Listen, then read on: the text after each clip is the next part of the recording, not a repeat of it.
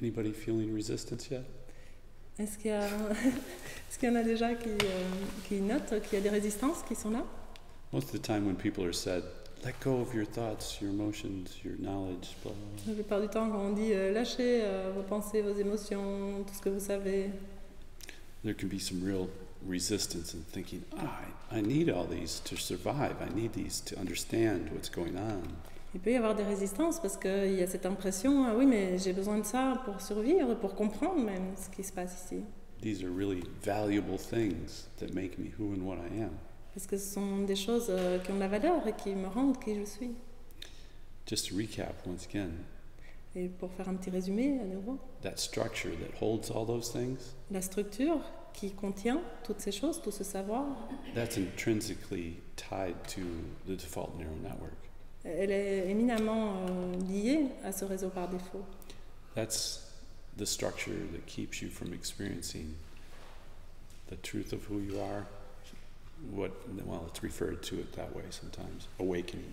C'est vraiment la structure qui vous empêche d'être dans l'expérience de cette vérité de qui vous êtes ou de l'éveil, si vous voulez. C'est clair que c'est une des choses les plus difficiles, on pourrait dire, pour le mental, c'est d'accepter, ou on pourrait dire de comprendre qu'en fait, il y a une vie sans lui. Hein? Il y a une vie sans lui, il n'y a pas besoin de lui.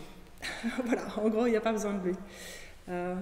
Mais on vit notre vie avec l'impression que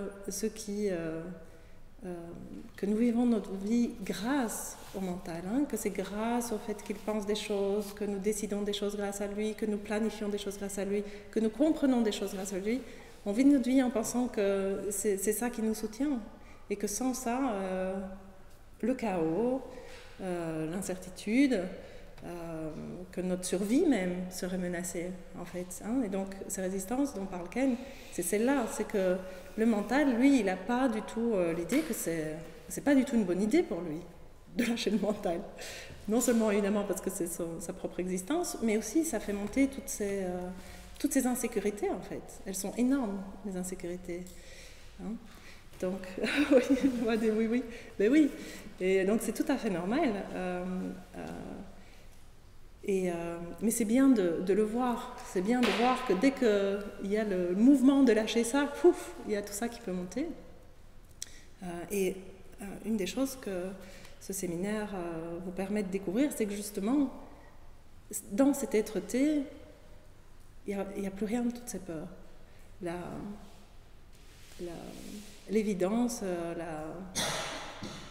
la sécurité, bon, c'est même pas un bon mot parce que justement le concept même de sécurité n'existe pas hein, dans cette être-té, mais voilà, toutes ces peurs, toutes ces incertitudes, l'impression qu'il faut le mental pour survivre, tout ça disparaît là.